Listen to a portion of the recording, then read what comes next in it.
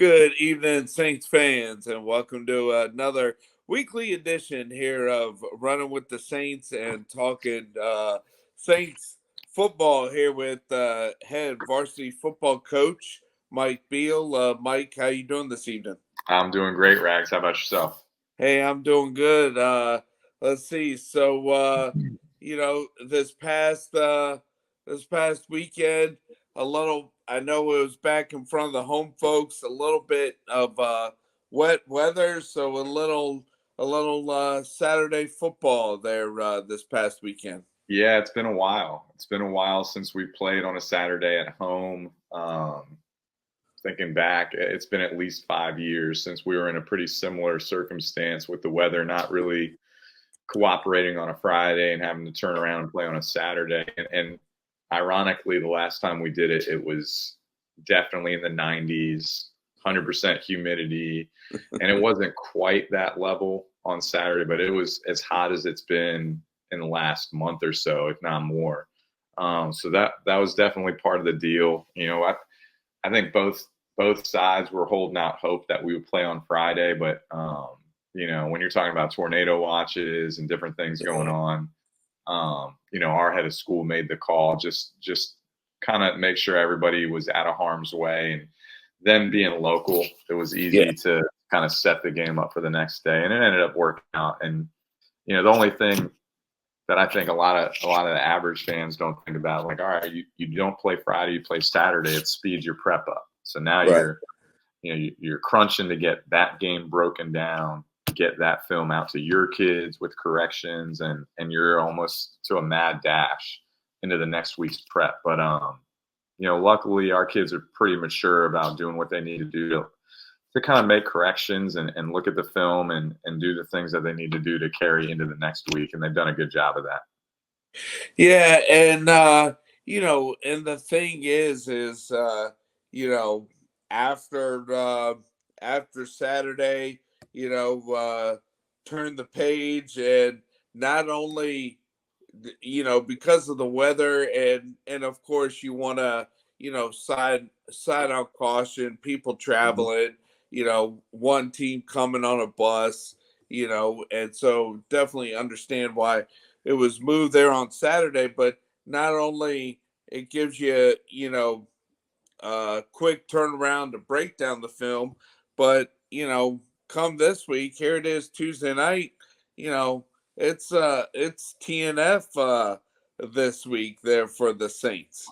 It is, and we're looking forward to it. Like I said, not to sound like a broken record, but you just got to take the good with the bad, and look yourself in the mirror and be able to take the positives out of a loss, but also be able to look at the negatives and say all those are fixable, and these are the things we need to do to correct some of these things. Because like I told our guys, we brought them in on Sunday with it being a shorter week. I'm kind of a stickler to make sure we try to stay on as similar a schedule as we normally would as if we were playing Friday. But the biggest message to them was to help them understand, like, the outcome wasn't what we wanted, but let's go look at the first half. Let's go look at the first half going toe to toe with a really talented Shores team where I felt like we were right there in it all the way through the middle of the third quarter, and we did a lot of great things on both sides of the ball. And it's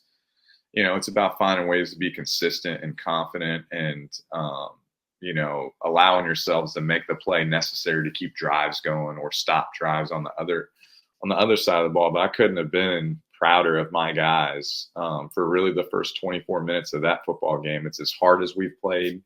It's as much energy that we played with, which, we're dealing with 14 to 18-year-old kids. When the schedule gets a little moved around, there's literally no telling how the group is going to handle that. So, you're set, ready to play 7:00 on Friday.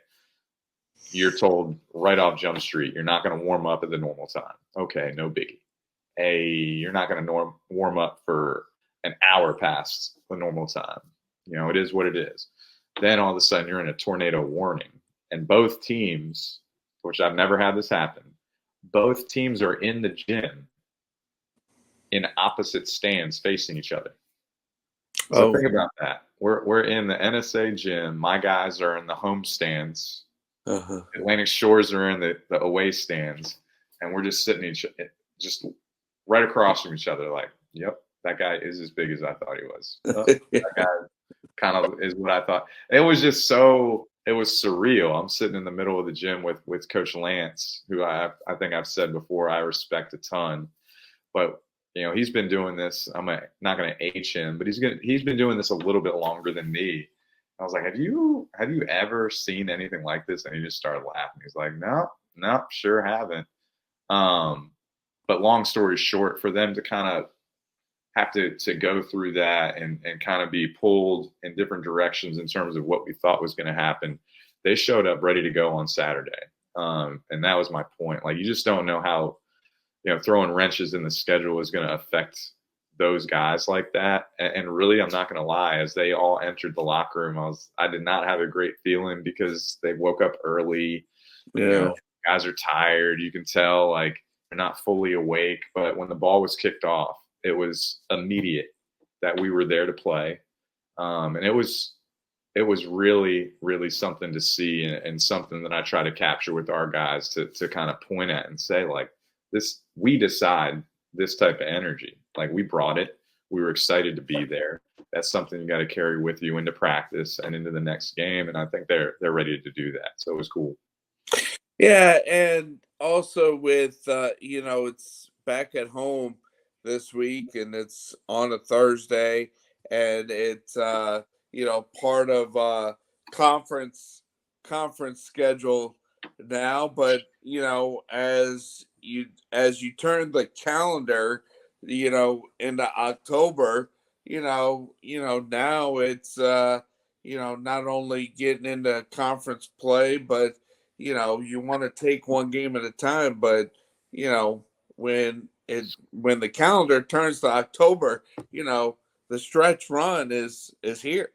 Yeah, I could not agree more. And it's a fine line, because one of the daily messages that we say every time we come together, basically, we have a saying that we all repeat. The old Bear Bryant, today's the beginning of a new day saying, and understanding that, man, it's just an opportunity. Every single day is an opportunity, but at the same time, and those opportunities are fleeting. And when you're talking about a football season, it's not like basketball or baseball, and part of that is what makes it special. You don't have 162 of these. You get, All right. in our case, we have 9, and we're at the 6th one. So it's one of those things.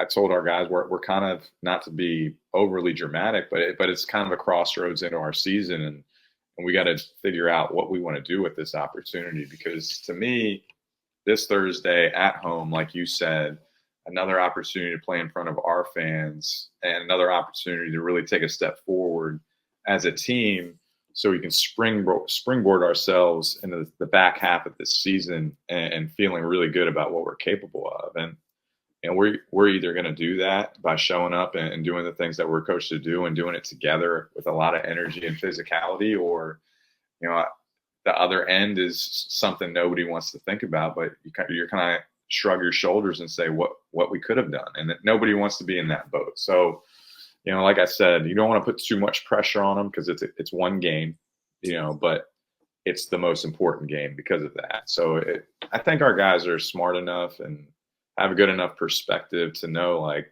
hey, man, this is a big one, but they're all big, and we got to put everything into this one to even start worrying about the next one. I think that's a little bit of a maturation process within the group, that you hope you can hit the ground running with that perspective to start, but it's just, I think that takes a little bit different amount of time with every group. Yeah, and with it being the 6th game,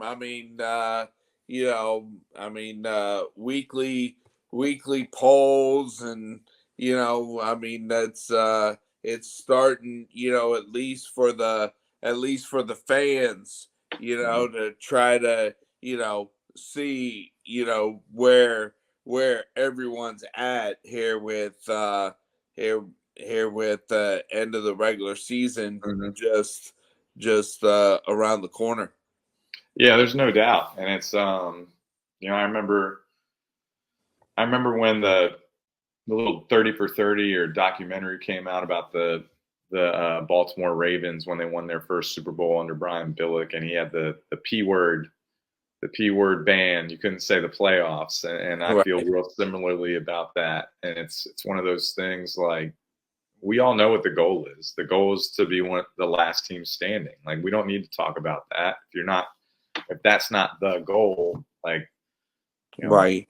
got to look at your goal setting a little bit. But that's like doesn't need to be said, but you can't focus on it. It's got to be what's right in front of you.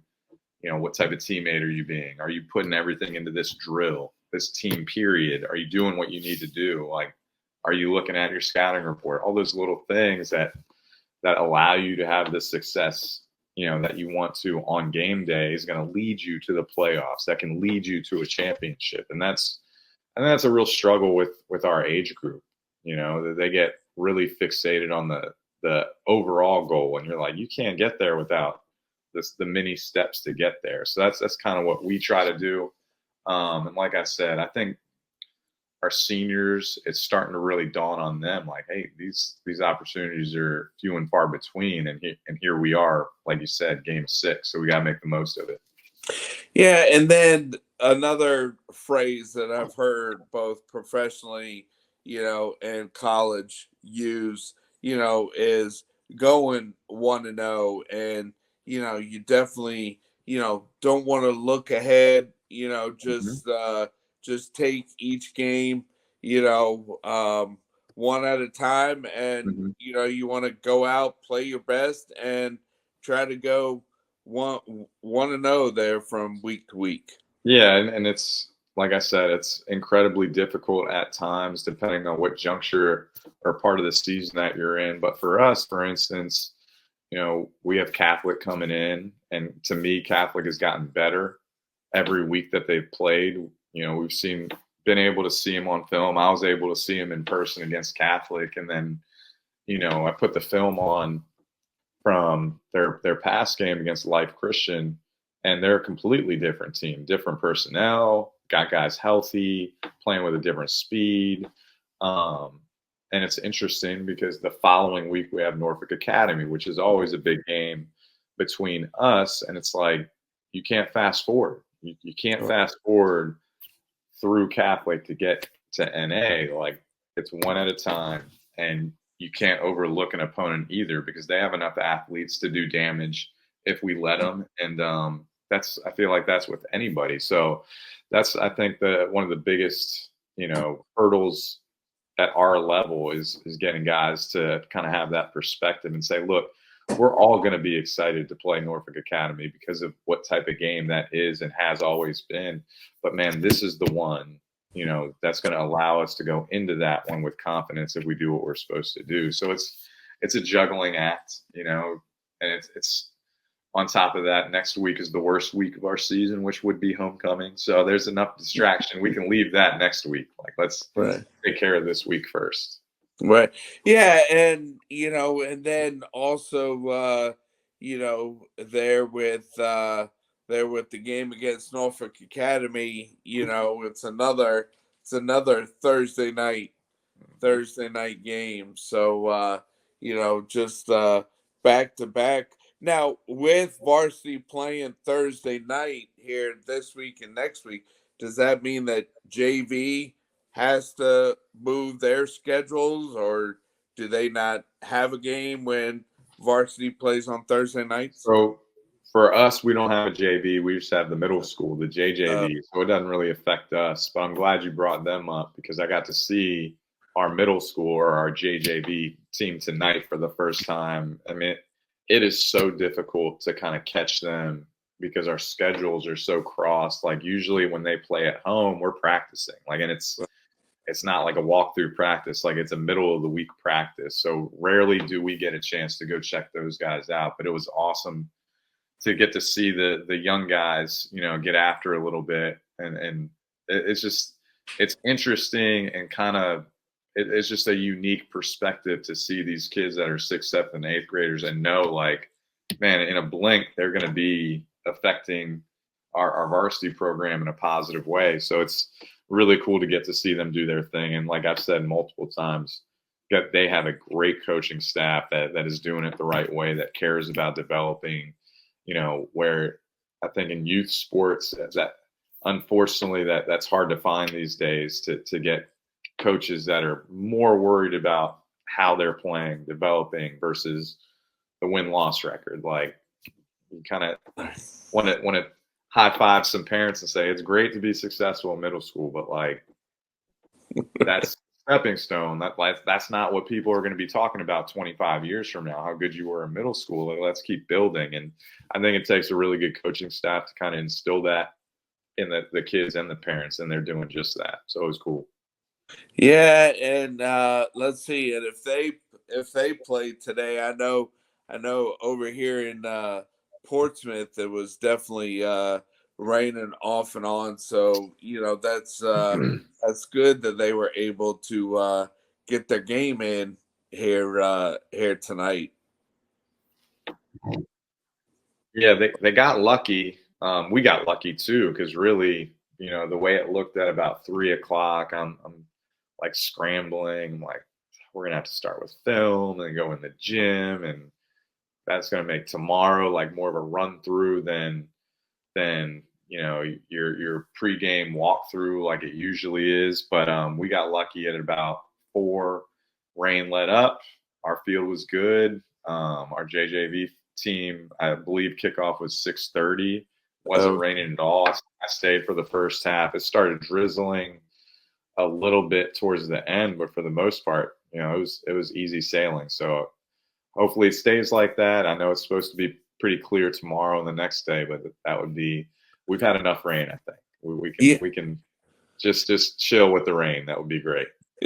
Yeah, I think the other thing is there with this past week. I mean everybody, especially if your complex has lights, everybody looks forward to Friday night lights, and but yeah, when and definitely with the sad situation there in the western part of Virginia, western part of North Carolina for the remnants. Yeah, you definitely want to, side on caution, but yeah, this past Saturday, here it was the last weekend in September. You think football weather is right around the corner, but there on Saturday it was pretty warm. Oh, we got pump faked real hard with the weather, and I told the guys that as soon as myself and Coach Lance and our assistant AD Coach Thornburg kind of decided on the time of the game, I'm flipping my phone up and looking at the weather. I'm like, yeah. And that was a factor in it that we talked about, because really it was kind of up to us what time we played, being the home team. Right. And, Wayne or Coach Lance was like, it'd be great to play at night. And I'm like, it would be great to play at night. It'd be a lot less hot, but turning around and playing on Thursday kind of affected that a little bit. So we opted to play at noon, and knowing that it was going to be a scorcher. And for the most part, our guys handled it pretty well. We had one guy that got some pretty tough cramps, like both legs cramping, had to get in the ice bath, the whole deal. But outside of him, we were in pretty good shape. And I believe they were too. I think they had one guy cramp, but really we just kept rotating guys as much as we could and keep dudes as fresh as they could be, and ended up being fine. But it's a factor you're not really used to this late in September. I can remember being at Tallwood when we played Grassfield in the playoffs. So you're talking November. Like mid-November. Right. And sure enough, we had like 6 or 7 guys cramp, just because probably didn't eat right, probably didn't really think to hydrate as much as they should because of the weather. Right. And it'll get you. That's a game changer when you're losing 4 and 5 and 6 starters in high school football. And right, that drop off between first and second string at points can be pretty big, and it definitely was for us that night. So.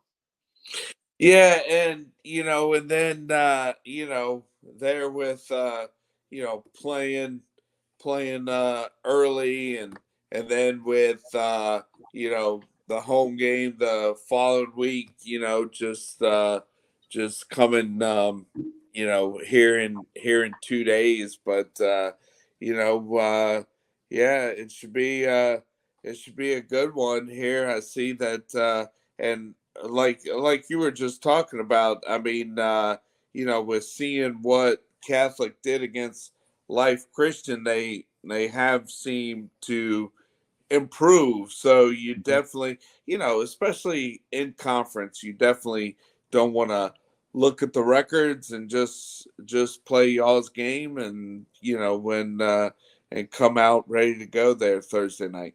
Yeah, no, I couldn't agree more. Coach Mueling is a first year head coach here in the area. Okay. But he comes from the junior college ranks, and it's really obvious to see when you flip the tape on. I mean, right when I saw him against Shores, I recognized, the structure of the defense is a college-based structure. It's a two high shell. They're trying to play different split field coverages, which you don't see as much of in high school, but you see a lot of it in college. The style of offense, same thing. It's a lot of 11 personnel, a lot of two back, different things that, again, you might see every once in a while, but it's real prevalent at the next level. And to see, the progress that they've made week to week is a credit to them and their staff and their kids, really, for buying into a new voice and a new, kind of way of doing things. And that's exactly what I told our guys today when we were inside watching film, just watching them make play after play after play. You're like, don't let the record fool you. Like, these guys are coming in with their calendars circled, saying this is a winnable game for us. So, again, I think being 5 games into it, going into the 6th game, and kind of having the experiences that we have, like Isle of Wight comes to mind. Like, and that was a dogfight for over a half, like over 2.5 quarters. That thing could have swung either way, because they play really hard and they're disciplined, and they didn't come there to lose. So, Right. you just kind of got to keep beating that drum of, it's always us versus us before anybody else, and we got to take care of that before we worry about opponents. But I liked our day of preparation yesterday. We came back kind of a shortened practice because of the weather, but got everything that we needed in, and you'd like to think that they can carry the confidence from that into the game, as well as the good things that you can take from the Shores game. Yeah, well, all right, Mike. Well, hey, I'll appreciate your weekly availability, and definitely when things might run on with your schedule or my schedule, where a couple times here we've had to move this here to Tuesday evening, but appreciate your time and coming on here and talking about Saints football, and good luck there Thursday evening. Nah, I appreciate you. Thanks for having me as usual. Yeah. So, all right, fans. So that was a weekly edition here with about Saints football here with Mike Biehl, and as the Saints host Catholic here come this Thursday.